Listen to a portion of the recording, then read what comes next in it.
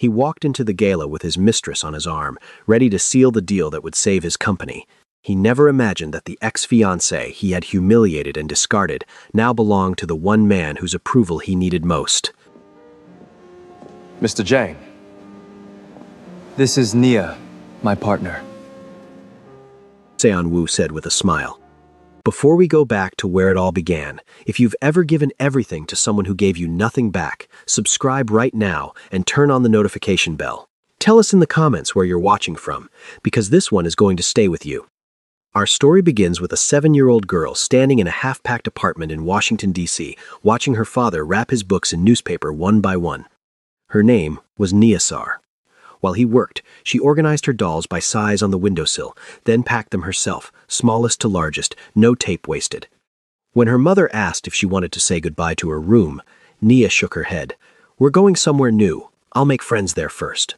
Her father, Dr. Amadou Sarr, was Senegalese. A quiet, exacting man who had studied economics in Dakar and linguistics in Paris before a postdoctoral fellowship brought him to Washington with 2 suitcases and a conviction, inherited from his own father. That the distance between where you start and where you can go is mostly a matter of patience. He met Diane at a faculty dinner. She was from Mississippi, a preacher's daughter who had fought her way into every room she'd ever entered, and she recognized something in the careful Senegalese economist across the table. A man who understood her particular kind of fight. They married within the year. Nia arrived 3 years later, into a house where French and English sat comfortably at the same table, where Saturday mornings smelled like her mother's biscuits and her father's café tuba, where she was raised on a single foundational belief. She came from people who had survived extraordinary things, and that was not a weight she carried, but a material she was built from. When her father was offered a post at the Institute's satellite office in Seoul, he told Diane they'd be back in 3 years. They never went back. Not because the posting outlasted its term, though it did, but because Seoul did something to the 3 of them that Washington never had. It made them a unit. And us against the confusion of a place where nobody quite knew what to do with them, where every school meeting and grocery run demanded a kind of navigation that bound the 3 of them tighter than ease ever could. Nia started school that fall, silent in a language she didn't have yet. By 9, she spoke it without an accent, the way children do when they have no choice but to find the shape of whatever container they're placed in. She learned the unspoken rules just as fast, when to bow lower, which questions were really commands, dressed up as curiosity. She was the only black girl in her class. She would be the only black girl in nearly every room she entered from that moment on. Every summer they flew back to Mississippi. At her uncle's cookout, Nia sat on the porch steps with a paper plate of ribs while her cousins played spades at the folding table. "Nia, you know how to play?" her cousin Trey called out. She knew the rules. Her mother had taught her, but in this house, spades wasn't played in silence. It was a loud, fast-moving game of trash talk and inside jokes, a rhythm Nia couldn't find the beat to. They made references to songs she'd never heard and used slang that had shifted 3 times since last summer. "Nah, I'm good," she said. Trey grinned. "That's right, you're the Korean one now. Probably play hwatu with the aunties." Everybody laughed. Nia laughed too, because what else do you do? But she set the plate down and walked inside. Through the kitchen window, she could see them dealing the next hand, already moving on. Her mother helped more than anyone. Diane had been navigating rooms that weren't built for her since before Nia was born, and she passed down survival the way black mothers do. Not as a lesson, but as running commentary on ordinary days. "They are going to see your skin first," her mother said. Nia was 11, sitting at the kitchen table with her head down, still stinging from a classmate's comment that she didn't belong in the front row of the class photo. Diane tilted Nia's chin up until they were eye to eye. "That's their blindness, Nia, not yours. You aren't a puzzle for them to solve. Your job isn't to shrink so they have more room. Your job is to take up so much space being who you are that eventually they have no choice but to see the whole of you." 25 years later, Nia could walk into any boardroom in Seoul and know, before she'd even taken her seat, exactly who held the real power and who was only borrowing it. She was the only black woman in the firm. Within 2 years, she had a reputation that outran her division. The analyst you brought in when the numbers told a clean story that wasn't true, and you needed someone who could find what was hiding underneath it. Her life in Seoul was full, the way disciplined, self-sufficient lives are full. An apartment in Mapo she'd made entirely hers over 5 years, her mother's cast-iron skillet hanging by the stove, her father's books crowding the shelves, a photograph on the windowsill of the three of them at Gyeongbokgung Palace, laughing at a street cart the day they'd finally admitted out loud that they were never going home. A small circle of friends, built slowly and kept carefully, and at the center of that circle, the one who had been there longest, Yuna. They'd met in middle school, the year Nia arrived, silent and watchful, and radiating the particular composure of a child who has already decided that falling apart is not an option. Yuna sat next to her on the second day, not out of pity. Nia's lunchbox smelled better than anyone else's in the class. Diane's cooking crossed cultural lines without trying, and Yuna had always been honest about her motivations. "Your mother's food," Yuna told her years later, over drinks, "is the reason we're friends. Everything else is just history." Yuna worked in marketing at a mid-tier cosmetics company, possessed zero patience for drama she hadn't personally started, and had long ago stopped seeing Nia as the foreign girl and started seeing her as the friend who won't eat the last dumpling, even though she clearly wants it. She was blunt the way a doctor is blunt. Not to hurt you, but because she decided a long time ago that the kindest thing she could do for the people she loved was refuse to waste their time. When Nia's mother died of breast cancer, Yuna didn't show up with a card or a platitude. She walked into Nia's kitchen, set a heavy bag of groceries on the counter, and started putting things in the fridge. "I'm not going to tell you it's going to be okay," Yuna said without looking up from a carton of eggs. "We both know that's a lie. I'm just going to sit here. If you want me to leave, you can tell me. I'll ignore you, but you can tell me anyway." She stayed 4 hours. Nia didn't ask her to leave once. Her father stayed on at the institute after Diane's death, quieter now in the way people get quiet after losing the person they talk to most. Nia saw him most Sundays. They ate, talked about books, and left the actual shape of the absence sitting untouched at the table between them. She was fine, genuinely fine, in the way strong people are fine. She'd found a way to carry the grief and keep walking, and had stopped expecting the weight to get any lighter. She was 32, and for the first time in her life, she was tired of her own strength. She had spent years proving she didn't need anyone, only to wake up and realize that not needing anyone is a very lonely way to live. She admitted it to Yuna once, after 3 bottles of soju had finally knocked down her guard. "I'm done being a fortress, Yuna," Nia said, staring at her reflection in the green glass bottle. "I don't want to be independent Nia tonight. I just want someone to come home to. I want someone who sees me without me having to put on a show first." Yuna had looked at her for a long moment, then refilled both their glasses. "When you find him," she said, "I'm going to need at least 3 weeks' notice before I have to share you. I've had you to myself for 20 years, and I'm not adjusting without a transition period." Nia laughed. The real one. She had no idea, sitting in that bar with the one person in the world who never needed a translation, that the man who would answer that hunger was already in Seoul. That he'd walk into a networking event on a Thursday evening, black, American, and look across a room at her the way people look when they've found something they didn't know they were searching for. And that everything she'd ever learned about being realistic would go very quiet. Nia almost didn't go to that networking event. She had been to 3 that month already, rooms full of strangers swapping business cards with the desperate efficiency of people trying to manufacture a connection. She went only because her father had raised her to do the thing that was required even when it was inconvenient. She was standing at a window on the far side of the venue, watching the Han River turn dark below the city lights, when a man stopped beside her. She didn't turn immediately. 15 years in professional rooms had taught her not to reward every approach with instant attention. "You're the only person in this room," he said, "who looks like they might actually be thinking about something." She turned. He was black, tall, broad-shouldered, wearing a suit that fit the way suits fit men who know exactly how a room reads them. He watched her with something between amusement and real curiosity. "Most people in rooms like this are thinking about something," Nia said. "They're just thinking about themselves." He smiled. It wasn't practiced. "Julian Mensa. Nia Sar." He shook her hand. "Sar. French, Senegalese father, American mother. So which one taught you to read a room before you'd said a word in it?" Nia looked at him a beat longer than she meant to. Nobody asked her that. People usually asked where she was from, nodded at the answer, and immediately started talking about themselves. Julian had actually listened. They talked for 40 minutes. He told her he'd grown up in Atlanta, built a logistics startup from a shared desk, and was in Seoul, exploring strategic partnerships. "How are you finding it?" she asked.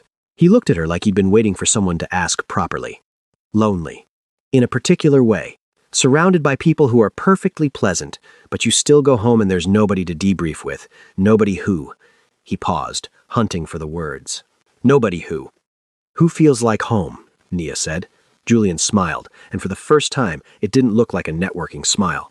"Yeah, nobody who feels like a Sunday morning back in the States." Hearing someone else name the exact loneliness she'd been living inside for 15 years cracked something open. They exchanged numbers. He texted her from his taxi. They texted for 2 hours. Before the story goes any further, it owes Julian the same honest accounting it gave Nia. Julian Mensah was 36. He had grown up watching his mother stretch one column of numbers to cover a month of bills, and somewhere in the watching, he learned the rule that would shape his life. Numbers are never the point. What people are willing to believe is the point. He had built his startup on charisma and borrowed money.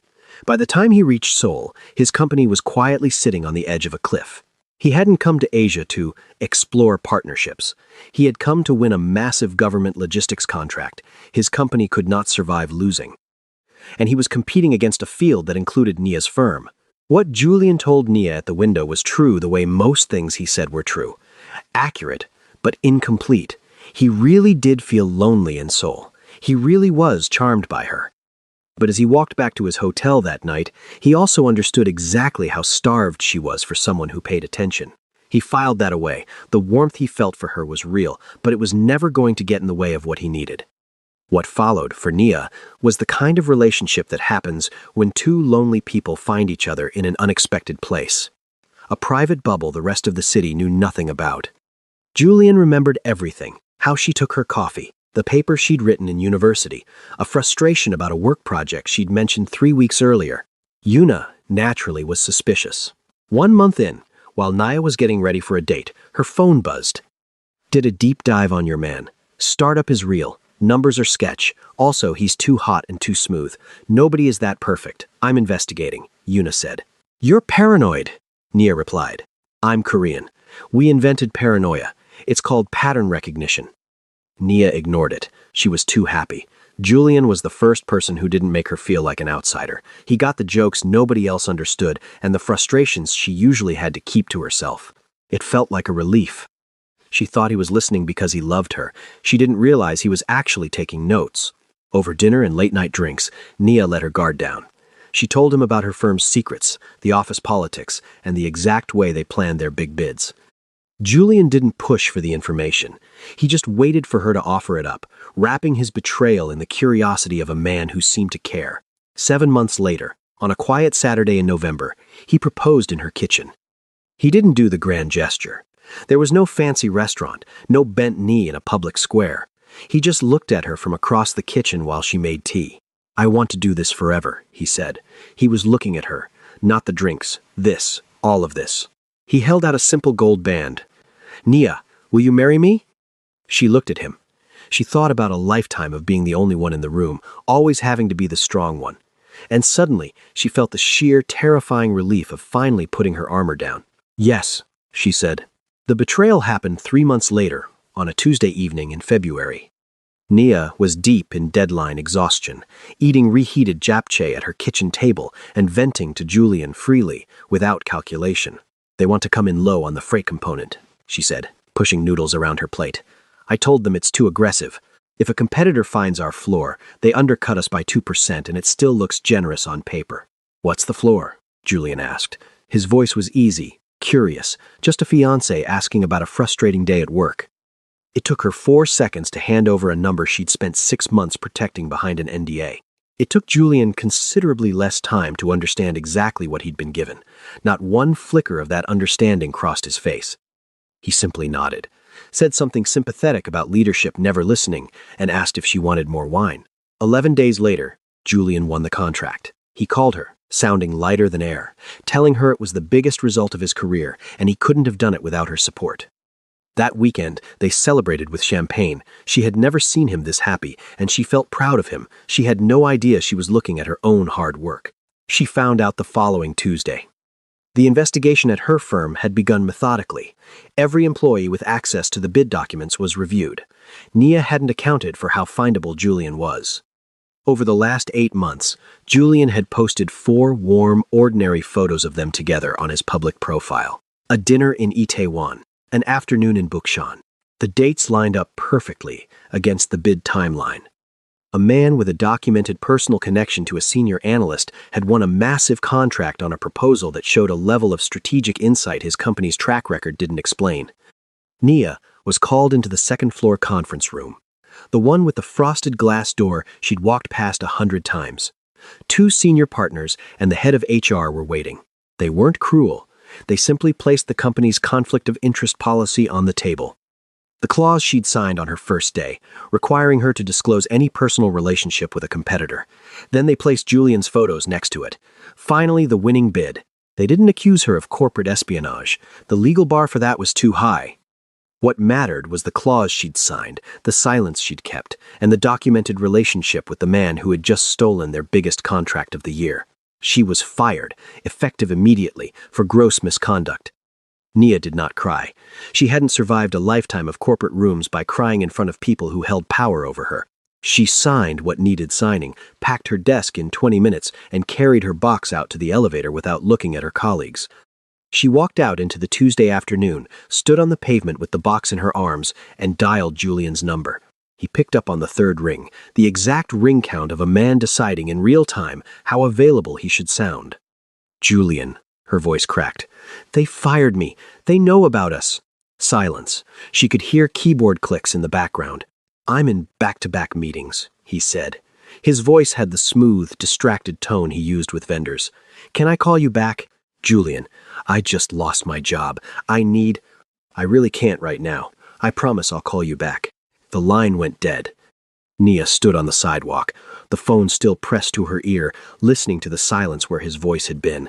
A bus hissed past. Someone bumped her shoulder. The cardboard box was getting heavy. She lowered the phone. The screen showed 0:43. 43 seconds. That was how long it took for her 10-year career to become an inconvenience. She took the box of her things home to Mappo, set it on the floor of her kitchen, and waited. She called again at 2. It rang out. At 4, she sent a text. "Julian, I really need to talk to you. Please call me." She watched the ticks turn blue. Read. No reply. At 5, it went straight to voicemail. By 6 o'clock, the silence was its own answer, but Nia wasn't ready to listen to it yet. She put her coat back on and went downstairs to hail a taxi. She told herself she was going because some things had to be said face to face. But as she watched the city lights blur past the window, a cold realization was settling in her chest. She had spent her career finding the gap between what people said and what they actually meant. For 8 months, she had ignored that gap in her own living room. The taxi pulled up to Julian's building. She got out, her heart hammering against her ribs, and walked toward the entrance. She had a key. Julian had given it to her 4 months into the relationship, pressed into her palm on an ordinary Sunday morning. She had carried it on her key ring ever since. She stood outside his door, holding that key, listening to the low, acoustic thrum of music playing inside. He was home. She knocked twice and was reaching to unlock the door when it opened from the inside. A woman stood in the frame. Beautiful, in the specific way that takes expensive upkeep. Waves of honey blonde hair too deliberate to be accidental. An ivory silk robe, the kind that whispers when you move. She held a glass of red wine. Nia could smell it, something dark and expensive, and looked at Nia with the mild, polite confusion of a woman recalibrating an evening she hadn't expected to share. In the 3 seconds it took Julian to reach the door, a drawer in Nia's mind wrenched open, and an entire year's worth of ignored details spilled out into the light. The lipstick on his collar back in March. The Friday nights he'd quietly stopped inviting her to. A hotel keycard glimpsed once in his wallet, waved off in 4 seconds flat. "Julian," the woman called over her shoulder, not unkindly. "Who is this?" Julian appeared in the hallway behind her. Joggers, a towel around his neck. His face did something complicated, then settled into a practiced, smooth mask. "Nobody important," he said. 2 words. Nia stood there with her key in her hand and felt them land with absolute permanence. The woman's eyes dropped, briefly, to the engagement ring on Nia's left hand.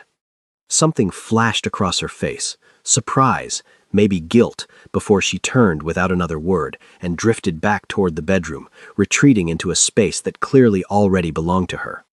Julian leaned against the doorframe. He didn't look sorry. He looked inconvenienced. "What is happening right now?" Nia said. Not a question. She needed him to say it out loud so it would become real. Julian exhaled. "Look, Nia," he rubbed the back of his neck. "I'm just not. The feelings aren't there anymore. It happens." Her throat closed. "You proposed to me. People say things," he shrugged. "We got caught up. It moved too fast. I lost my job today because of you." He crossed his arms. "That's not on me. I never asked you for anything. You talked about your work because you wanted to. That was your choice." The word choice landed like a slap. Nia stared at him. At this man she'd imagined growing old with. His face wasn't cruel. It was bored. She was boring him. Julian, treating her stunned silence as permission to wrap things up, reached into his pocket. "I owe you something," he said, reaching for his wallet. "You covered dinner last week." He pulled out a wad of bills, didn't count them, didn't smooth them, just grabbed her left hand, the one still wearing his ring. He pressed the crumpled notes into her palm and folded her fingers shut, the way you'd shove money at a child to make them go away. "Get a cab," he said. "Keep the change. We'll talk. Sometime." The door clicked shut. Nia looked down at her closed fist. She could feel the edges of the bills cutting into her palm, sharp as paper cuts, her engagement ring pressed against her knuckle from the outside. She didn't open her hand. She didn't throw the money at him. She just turned and walked away, her fist clenched so tight her nails left marks. Nia walked out of the building, soul opening up around her in all its lit, indifferent enormity. The city did not pause for her. She walked because walking was the only thing her body still knew how to do. She turned into a narrow street lined with food stalls.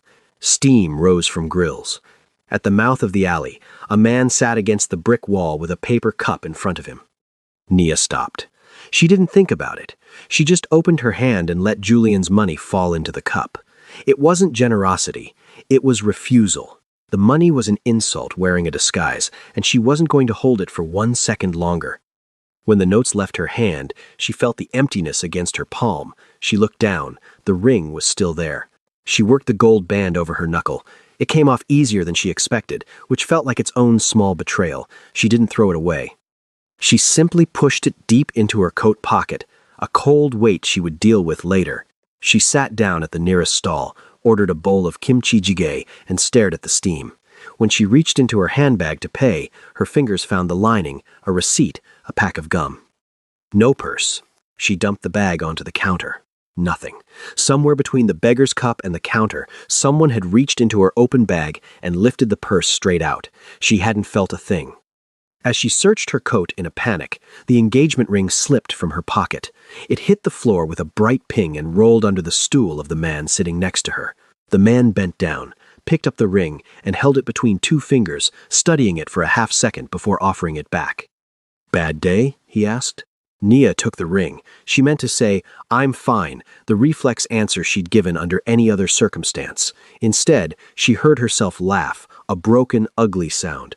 "Bad week, actually." He didn't smile or offer empty sympathy. He just nodded. "Your bill's settled. Do you need a ride?" The self-sufficiency she had worn like armor since childhood kicked in. You do not get into cars with strange men on the worst night of your life.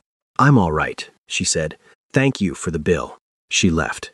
He let her get half a block before. He stood up and followed her. Nia walked the last mile home on muscle memory. No purse, no cash, no cards. She stood at her apartment door and reached into the bag for her keys. Empty. The memory hit her like a physical blow, standing in Julian's hallway, holding her keys, the door opening, dropping the whole ring of keys into the main compartment of her purse in the blur of Camille's silk robe. Her keys were in the stolen purse. That was what finally broke her. Not the fiancé, not the job, the keys. Nia slid down the door until she was sitting on the hallway floor, pulled her knees to her chest, and let out a sob that was 2 decades worth of perfect composure shattering all at once. She didn't hear him approach. She only noticed a square of white cotton held out to her, offered by a hand that wasn't asking for anything back. She looked up. It was the man from the stall. He was standing a respectful distance away, leaning against the hallway wall. I had a feeling the walk home was going to be the hardest part, he said quietly. My keys were in the purse, she choked out, too exhausted to build a wall. Let me put you up somewhere, he said. His voice left no room for argument. It wasn't a request, it was a solution. There's a hotel 3 blocks away with a door that locks and a bed you haven't cried in yet. Tomorrow you can start over. Tonight you just need to be safe. She was too empty to fight him. He walked her the short distance in silence, checked her into a quiet boutique hotel without asking for her name, and handed her the keycard. They'll find whoever took your purse, he said at her door. People who do this around here usually aren't careful enough to get away with it twice. It was a strange thing to say, said with a quiet certainty that made the hair on her arms stand up. Before she could ask what he meant, he nodded once and walked away. Down on the street, a black luxury sedan was idling at the curb. A man in a tailored suit, Manager Quan, was waiting by the open rear door. He had worked for the Jiang family for 22 years, and his default expression was one of bone-deep, weary loyalty. Sion Wu got into the back seat. Quan looked at his employer in the rearview mirror. He knew the exact weight of a silence like this. You followed her, Quan said. I made sure she was safe. Sir, I have spent 2 decades handling your family's most sensitive contracts. This is the first time I have been asked to authorize a luxury suite for a woman we found wandering the streets without a purse. Sion Wu didn't look away from the window. Find it, Quan. The purse, sir? Everything she lost tonight. Find all of it. Of course, sir. And what should I do with the man who took it? Remind him who owns that street. Upstairs in the hotel room, Nia was sitting on the edge of the bed. She had just made the only phone call she had the energy for. 20 minutes later, there was a sharp knock at the door. Yuna stood in the hallway holding a plastic bag containing 2 green bottles of soju, a family-sized bag of shrimp chips, and a portable phone charger. She took one look at Nia's face and marched past her into the room. Don't speak. Don't apologize. Don't do that thing where you try to minimize it. She dropped the plastic bag on the bed. I brought soju and structural violence. Sit. Nia sat on the edge of the bed. Yuna cracked open the first bottle, poured 2 shots into the hotel's paper cups, and handed one over. Talk, Yuna said. Start from the part where you realized you needed to call me. And don't skip anything. Nia talked. For 20 minutes straight, Yuna didn't interrupt once, didn't make a joke, didn't check her phone. When Nia finished, Yuna drained her cup and looked at her with the flat, dangerous expression of someone calculating exactly how much bail money she had access to. Give me his address, Yuna said. I'm going to need his address and 15 minutes alone. Nia let out a wet, exhausted laugh that turned into a cough. You can't go to jail, Yuna. I need you. I wouldn't go to jail. I'd claim temporary insanity. It's a very valid legal defense when dealing with tech bros. Yuna handed her the shrimp chips. What about the guy who bought this hotel room? Who is he? I don't know. He just paid my bill and followed me. Yuna handed Nia a cup of soju. Wait, let me get this straight. You don't know his name, he just paid your bill and walked you to a 5-star hotel? I was in shock, Yuna. He just appeared. Okay, look, Yuna said, leaning back against the headboard. Normal guys don't just pay 5-star hotel bills for people they met over a bowl of soup. He's either a very expensive secret admirer or a billionaire with a hero complex, and honestly, given your luck today, I'm okay with either as long as he's paying for this room. These pillows are incredible. Drink your soju. Nia finally slept at 3 in the morning. She was woken at 8 a.m. by a knock. A hotel attendant was standing in the hallway holding a twisted paper shopping bag. This came for you, the attendant said, from a friend. Nia brought it inside and opened it. Her purse sat at the bottom. It was completely untouched.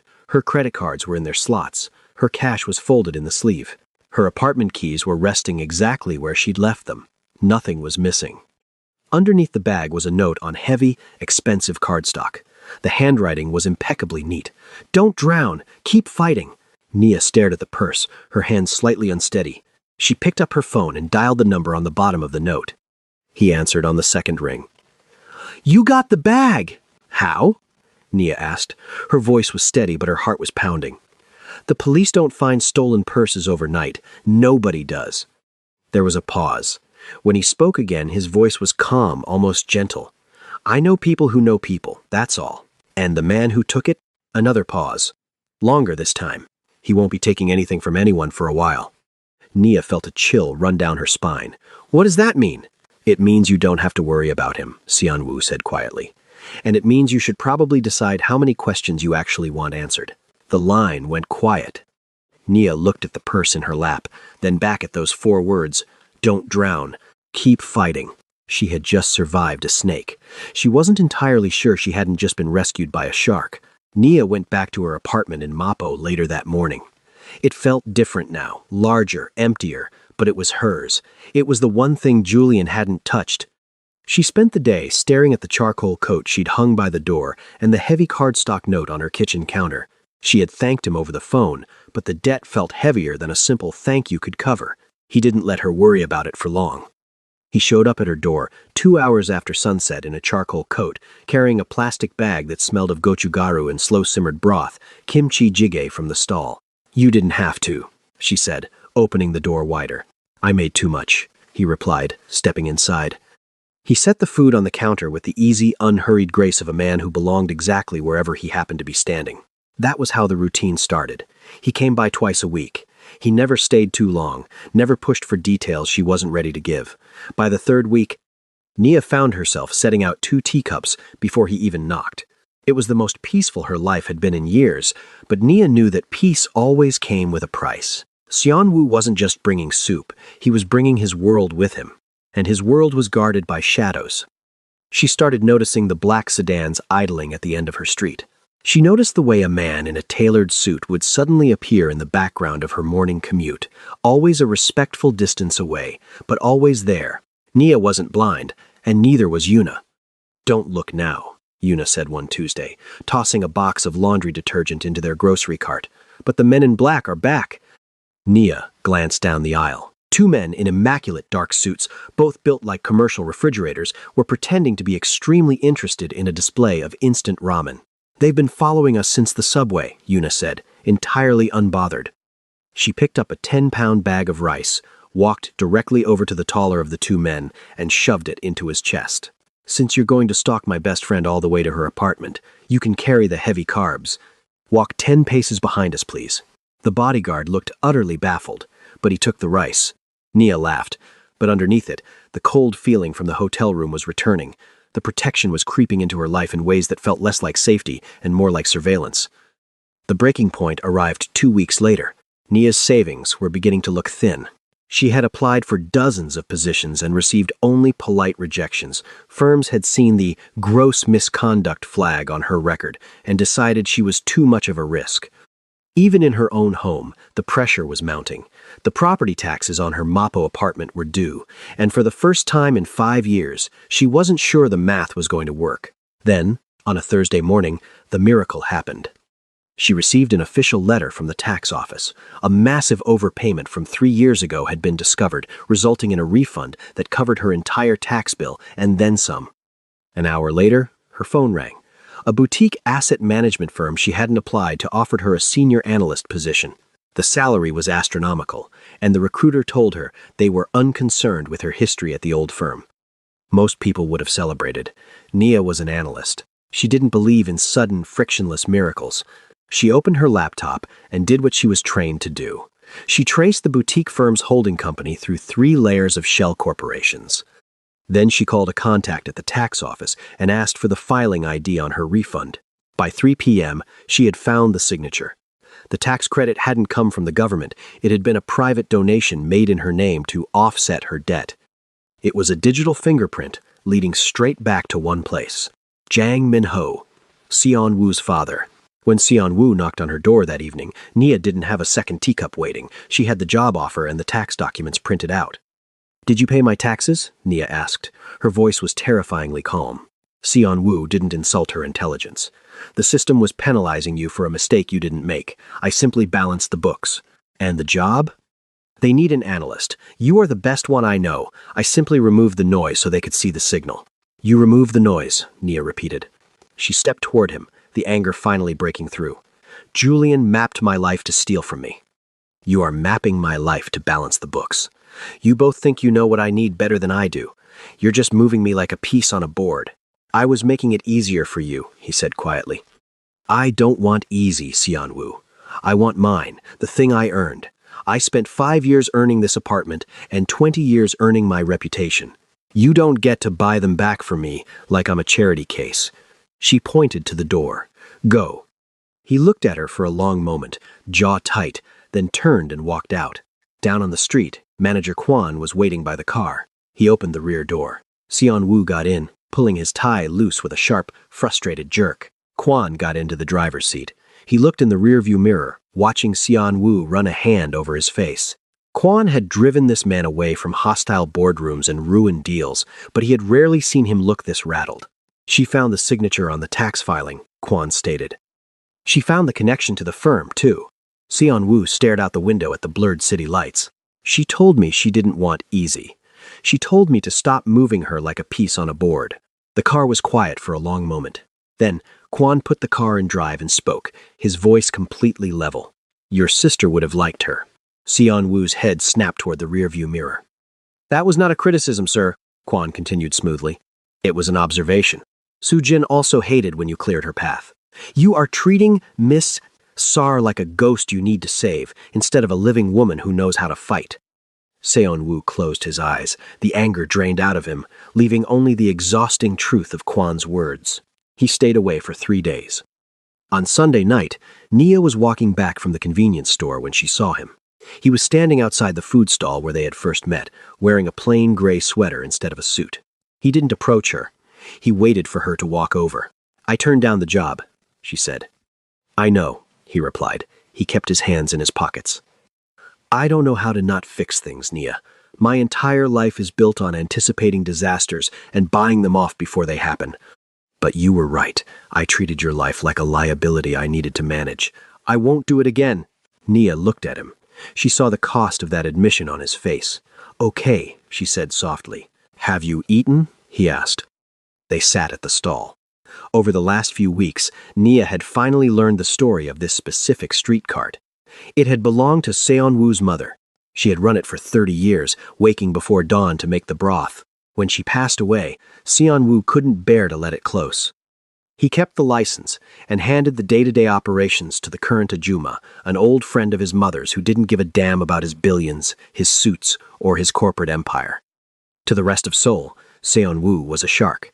To the Ajuma, he was just a boy who needed to eat more and still didn't know how to hold a chef's knife. It was the one place in the city where Jang Seon Woo wasn't the boss. But tonight, the stall wasn't quiet. A massive tour group had stumbled into the alley, and the 70-year-old Ajuma was drowning in orders.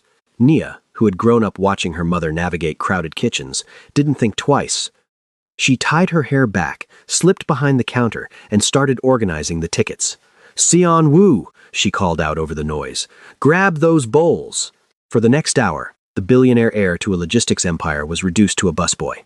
He was terrible at it. He was too tall for the small space. He spilled broth on his sleeve, and the Ajuma yelled at him ruthlessly in rapid-fire Korean for not cutting the scallions fast enough. "Faster, tall boy! My grandmother cuts onions faster, and she's been dead for 10 years, she barked. Nia stood by the boiling pots, laughing so hard her stomach hurt. Seon Woo looked over at her, flour on his cheek, a scowl on his face that completely melted when he saw her smiling. He didn't have his armor on. He wasn't the boss. He was just a man covered in scallions, and for the first time, Nia realized she wasn't just attracted to his power, she liked him. 2 weeks later, Nia called him. "I got a job," she said. Her voice was bright, lighter than it had been in months.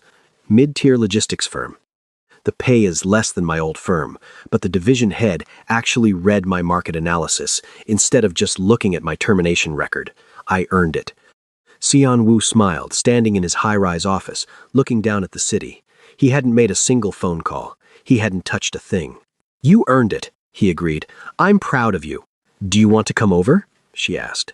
"I'll make tea. I'll be there in 20 minutes. When he arrived, she had 2 cups waiting. They sat at the kitchen island, and for the first time, the silence between them didn't feel like a negotiation. The protector and the liability were gone. Seon Woo looked at her, his expression shifting into the heavy, serious stillness she had seen the very first night they met. "I need to take you somewhere," he said, setting his cup down.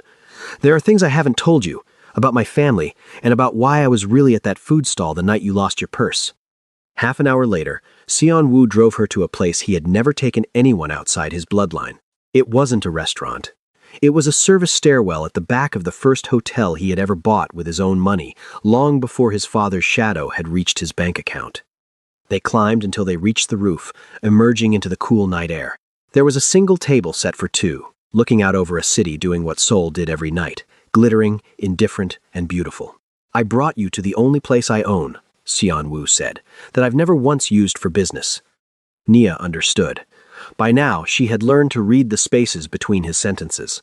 This wasn't just a date, it was an opening. They ate in a comfortable silence, the city lights flickering millions of miles below. It was only after the plates were cleared that Seon-woo set his wine glass down. His face changed. The shark mask wasn't slipping. It was being set aside entirely. His jaw worked for a moment as he reached across the table, his hand finding hers. "I told you I'd explain what I actually do," he said, his voice low against the wind. "But first, I need to tell you why I was really at that stall the night we met." Nia waited. "My family moves freight," he started. "Legitimate logistics, shipping lanes, port contracts, the kind of thing that looks clean on paper." He paused. "And then there are the other rooms, the ones my father sits in, where questions don't get asked, where zeros get added to ledgers at 2 a.m., and nobody ever writes down why." He looked at her directly. "I've sat in those rooms, Nia. I've signed things I can't unsign. I'm telling you this because if you're going to walk away, I need you to do it now. Before," he stopped, "before I can't let you go." Nia listened. She didn't flinch.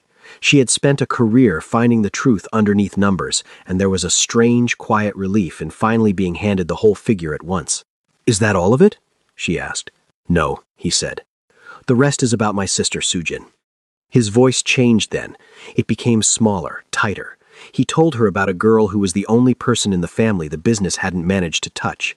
The girl who told him she'd rather be wrong about people than right about them.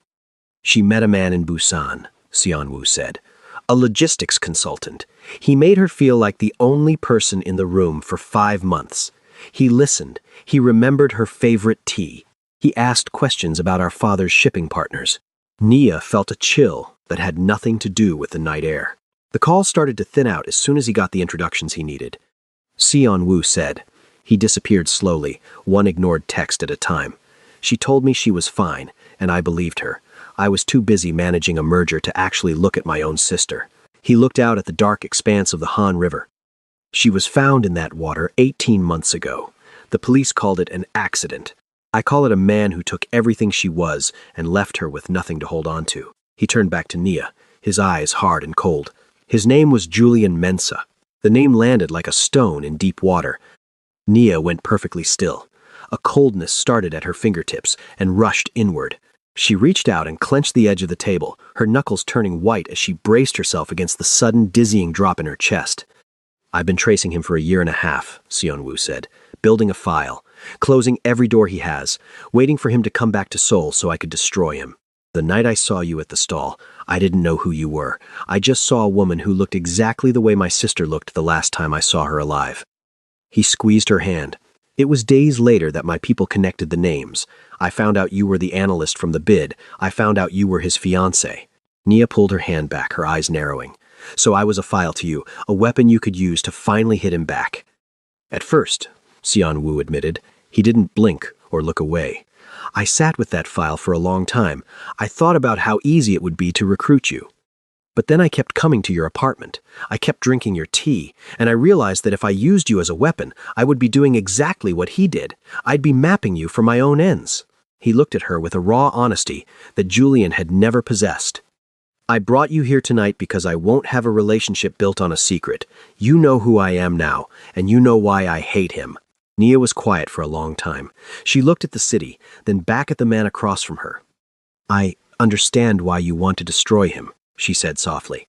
"If someone did that to Yuna, I don't know what I'd do, but I can't be part of it, Seon-woo. I spent a year letting Julian live rent-free in my head. I'm not giving him another day." Seon-woo looked at her. "You're asking me to let him walk?" "No. I'm asking you not to let the chase turn you into something you can't come back from. Revenge poisons the person holding it. I've seen it. I've been it. I made a promise to my sister," he said quietly, "the night of her funeral. I told her I would make sure he understood what he took. And if keeping that promise costs you everything else, He was silent. "I won't love a man who's become a mirror of the thing he's hunting," Nia said, her voice steady and clear. "And you won't love yourself either." Xian Wu looked at her for a long moment. He saw the strength it took for her to say that. Then, he reached across the table and took her hand again. "I won't lose myself," he said. "I'm not going to put him in the river, Nia. I'm just going to let him see what drowning feels like. One night. One closed door. And then I'm dropping the file. I'm done." She studied his face. She saw the grief underneath the resolve. She saw the brother who had failed to save his sister and had carried that weight for 18 months without setting it down once. "One night," she said. "And then you come back to me. I promise." He leaned forward. She met him halfway. The kiss was soft, unhurried, and tasted like the first honest thing either of them had let themselves want in a very long time. When they pulled apart, the heavy, serious air on the rooftop had finally broken. Xian Wu brushed a stray curl from her cheek, his eyes entirely focused on hers. "There's a gala in 2 weeks," he said, his voice quiet. "The anniversary of the company my father built. It's a room full of people who only care about what they can take from me. I want to walk in there with you on my arm, as my partner. Just us." Nia looked at the city spread out beneath them, then back at the man holding her hand. "I'll need a dress," she said. 2 weeks later, Nia's apartment looked like a war zone. Yuna had arrived at 4 o'clock with 3 garment bags, a tackle box of high-end cosmetics, and the manic energy of a field general preparing for an invasion. "We have exactly 3 hours, Yuna announced, setting up a ring light on the kitchen table. "That is time for hair, makeup, dress, and emotional armor. Sit." Nia sat. "You know it's just a dinner, right?" "It is not just a dinner," Yuna said, aggressively blending foundation. "You are walking into a high society gala on the arm of a man who owns half the city and actively scares people. We are going to make you look so devastatingly expensive that men will apologize just for making eye contact." For the next 2 hours, Yuna delivered a running commentary on the situation while pinning up Nia's hair. "Let me make sure I understand this evening," Yuna said around a mouthful of bobby pins. "You're going to a Mafia gala with a man who could probably have someone erased from the national census with one phone call, while I sit across the street drinking overpriced gin, just in case I need to call the police. Or an ambulance." "It's not a Mafia gala, Yuna," Nia said, though she smiled at her reflection. "Nia, his right-hand man is named Manager Quan, and he wears a 3-piece suit to buy milk. I don't care what his business card says, that's a man who knows where the bodies are buried. Now lean your head back and stop moving." At exactly 6:45, there was a firm knock at the door. "Stay," Yuna commanded. "Let me establish dominance early." Yuna marched to the door and pulled it open. Xian Wu stood in the hallway, wearing a black tuxedo cut so perfectly it looked lethal. He was holding a single, stunning black orchid. Yuna looked at him. She looked at the orchid. She crossed her arms. "If you hurt her," Yuna said, completely deadpan, "I don't have underworld connections. But I do have a marketing budget, a Twitter account, and an absolute lack of boundaries. I will make you go viral for the worst reasons imaginable. Do we understand each other?" For possibly the first time in his adult life, Zhang Xian Wu was entirely speechless. He stared at the 5'4" marketing manager wielding a makeup brush like a weapon and realized she was completely serious. "Understood," Xian Wu said softly. "Good." Yuna stepped aside. "She's ready." Nia walked out of the bedroom. She was wearing midnight blue silk that draped like water and her mother's pearl earrings. After a lifetime of trying to be the right version of herself for other people, the Korean version, the American version, the professional version, she finally looked like the original. No translation required. Xian Wu's breath hitched. The imposing, untouchable executive vanished entirely, leaving only a man looking at the woman he loved. He held out the black orchid. "They don't grow in ordinary soil," he told her quietly. "They need volcanic ground, hostile to almost anything else trying to take root. Most flowers would die in it, but this one thrives. So do you." Nia took the flower, the velvet petals cool against her palm. She looked up at him, and for a second the air felt thin. It wasn't just a compliment. It was the first time in her life someone had looked at her scars and called them a masterpiece. Half an hour later, across the street from the gala venue, Yuna walked into a dimly lit cocktail bar with a direct line of sight to the ballroom entrance. She ordered a gin and tonic and took a seat by the window. A moment later, a man in an immaculate suit slid into the booth across from her. May I ask what your interest is in the building across the street? Manager Kwan asked, his face a mask of weary professionalism. Yuna didn't miss a beat. May I ask who's asking? I'm asking. And I'm watching. Look at us, both doing things. Yuna took a sip of her gin. You're Sion Wu's right-hand man, aren't you?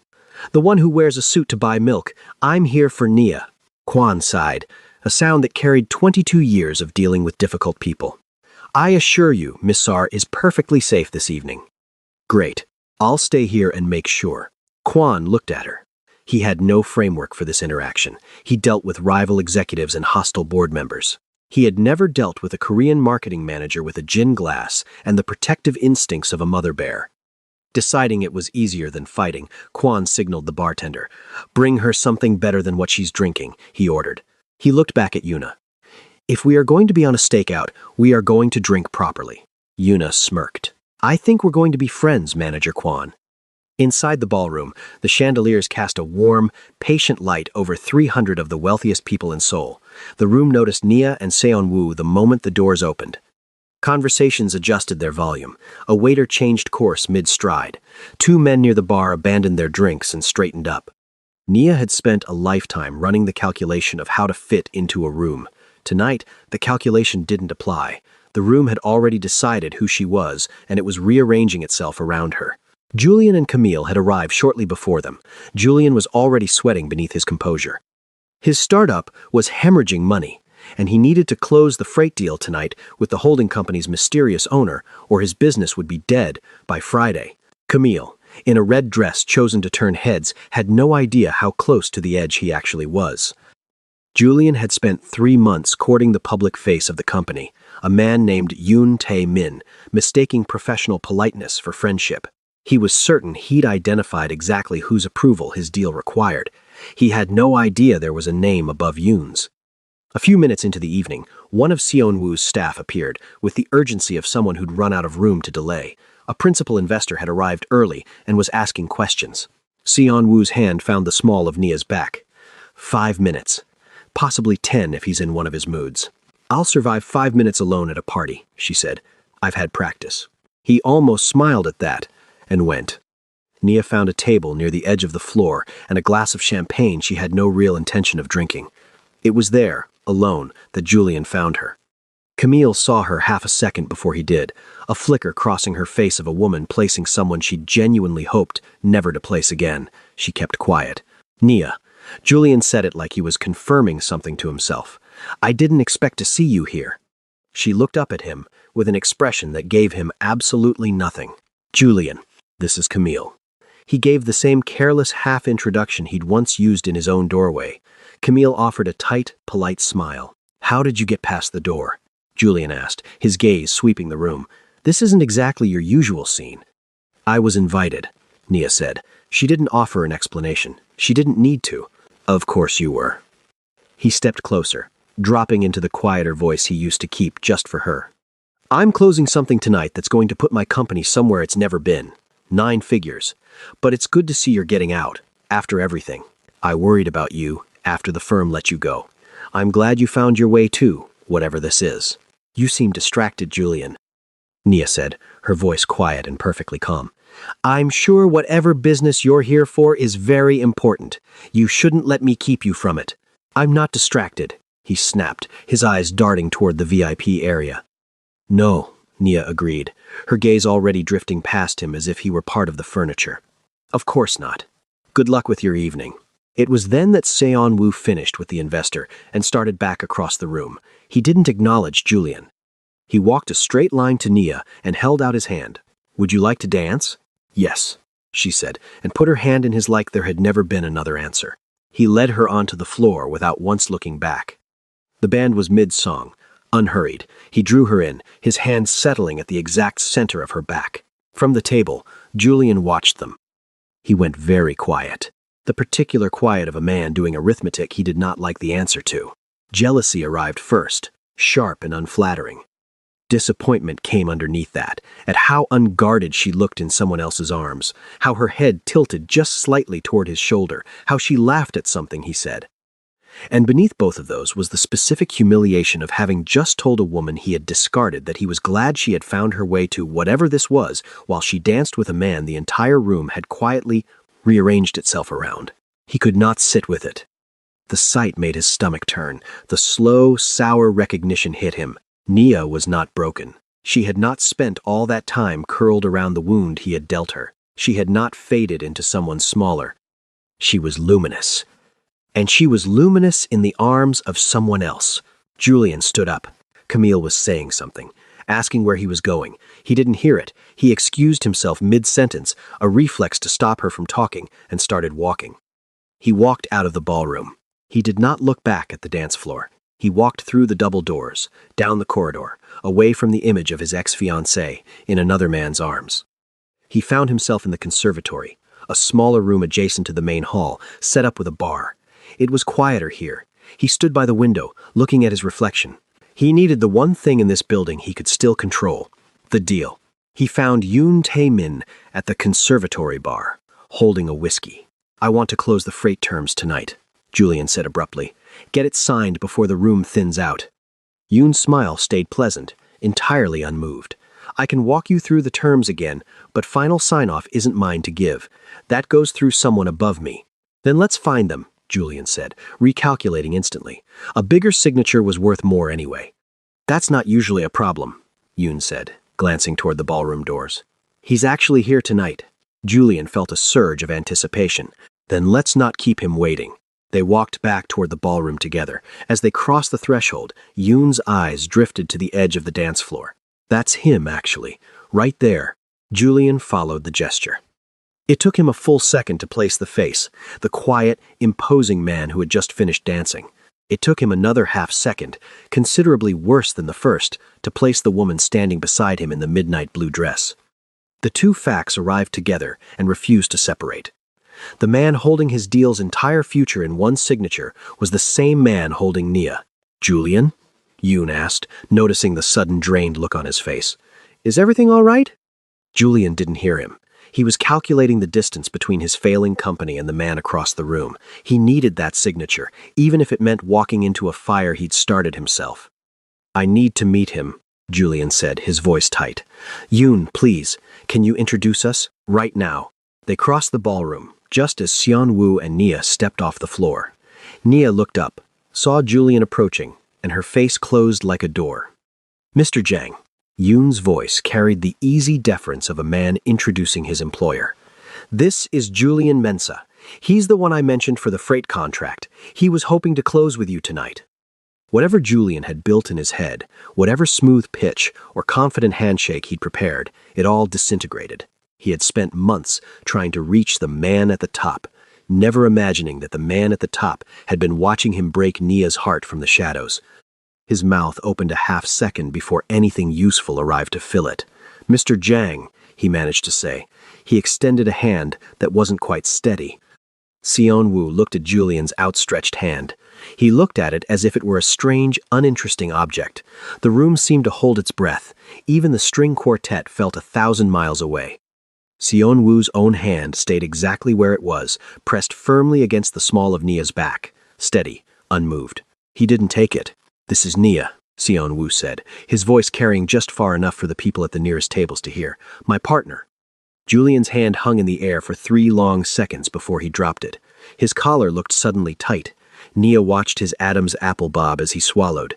He turned to Nia, forcing a brittle smile. "Nia, good to see you again." "Have you two met?" Seon-woo asked, the idle question of a man who already knew the answer and wanted to hear how she'd give it. "Someone I used to know," Nia said. Julian's jaw tightened. He recognized the tone. It was the same one he'd used to dismiss her in his hallway. Desperate, he started to pitch. He spoke too fast, throwing out profit margins and delivery timelines, his voice straining for its usual confidence, even as a bead of sweat rolled down his temple. Seon-woo let him finish. He waited for the silence to become absolute before he spoke. "The partnership will not be moving forward," Seon-woo said quietly. "I'd make other arrangements before the quarter closes."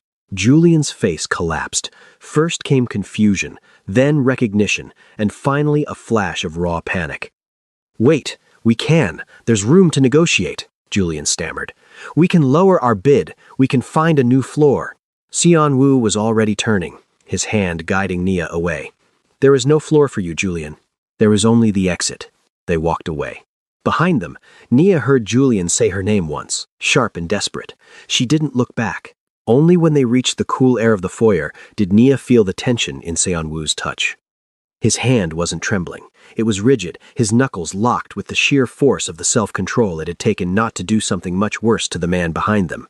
It was the only sign that the evening had cost him anything at all. Julian stood there a moment longer than the room was kind enough to let pass unnoticed. When he turned back to his table, Camille was looking at him. Her expression was no longer just sour. She had watched enough of it to understand the shape of what had happened. "What was that?" she said. "Julian, what just happened?" He didn't answer her. The unhurried pace he prided himself on was gone, replaced by something closer to a panicked retreat. Camille sat where he left her. She thought about the way Julian's voice had changed earlier, pretending he hadn't noticed Nia. She thought about the word partner, and the way Julian had physically collapsed when the other man used it. She finally understood exactly what kind of man she was with, and exactly what came after her usefulness ran out. She didn't cry. She picked up her clutch, walked the length of the ballroom alone, and called her own car. Across the street, framed by the window of the cocktail bar, Yuna saw Julian stumble out of the venue alone. He looked like a man who had just watched his house burn down. Yuna raised her gin glass. Manager Kwan raised his scotch. They clinked glasses in a silent, deeply satisfied agreement. 20 minutes later, the heavy glass doors of the ballroom opened again. Nia and Sion Wu stepped out into the crisp Seoul night. They didn't look like people who had just dismantled a man's life. They looked like two people ready to go home. They crossed the street to where the black sedan was idling. Waiting by the rear door was Manager Kwan, looking as impeccably composed as ever. Leaning against the bumper next to him, finishing a skewer of street food, was Yuna. Nia stopped, her eyes moving from Yuna's skewer to Kwan's stoic face. "I see you two have been getting along." "Kwan is a delight," Yuna said, wiping her hands. She looked Nia up and down, then looked at Sion Wu. "I saw Tech Bro stumble out of here looking like he just got audited by God. I take it the evening was a success?" "It was a success," Sion Wu said mildly. Yuna nodded, then pointed a finger at Sion Wu's chest. "You passed. I'm keeping my eye on you, but for tonight, you passed." Sion Wu actually smiled, a real, quiet smile. "Thank you for your blessing, Yuna." Yuna hugged Nia, tight and fierce. "Call me tomorrow. I want every single detail, including what his face looked like when he realized he was broke." She pulled back, gave Kwan a two-finger salute, which Kwan returned with a single, perfectly dignified bow of the head, and hailed her own taxi. Kwan opened the rear door. "To Mapo, sir?" "To Mapo, Kwan," Sion Wu said. The car ride back was quiet, but it was the kind of silence that didn't need to be filled. Nia sat with her shoes off, watching the neon lights of Seoul smear across the window. She thought about the woman who had walked out of a boardroom with a box of her life months ago. That woman had spent years being a bridge, always the one standing in the middle, translating herself for everyone else. Tonight, she didn't feel like a bridge. She felt like the destination. Beside her, Sion Wu looked up from his phone and took her hand. "I got a message from the office," he said. "Julian tried to call 3 of our subsidiaries from the back of his taxi. He's looking for a back door into the deal." "Will he find one?" "No. Every door is locked. He'll find out by Monday that his creditors are moving in." Sion Wu put his phone away. "It's over, Nia." Nia looked out at the Han River.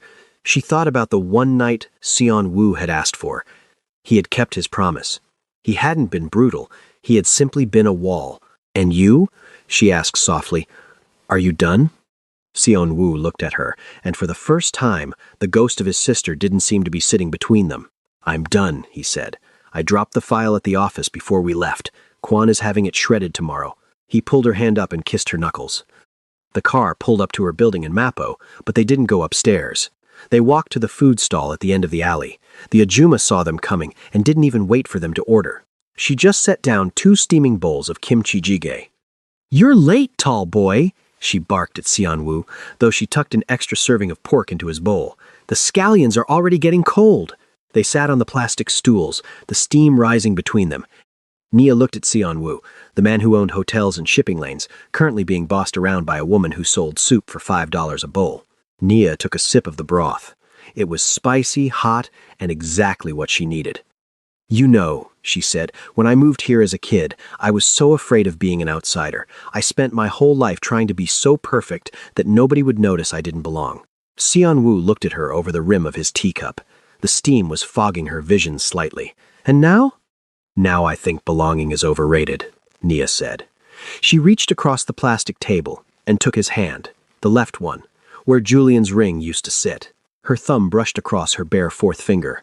"I'd rather be exactly where I am." Sion Wu didn't say anything. He just lifted his cup and clinked it against hers. The sound was small and bright in the narrow alley. They sat like that for a long time, steam rising between them. A taxi honked down the block, and the smell of exhaust mixed with the garlic from the stew. The rest of Seoul was still rushing, but for the first time in her life, Nia didn't feel like she had to keep up. If this story moved you, smash that subscribe button and hit the notification bell so you never miss a chapter. Tell us in the comments, have you ever had to walk away from everything to find out who you really were? We read every single story you share. Thanks for watching, and we'll see you in the next one.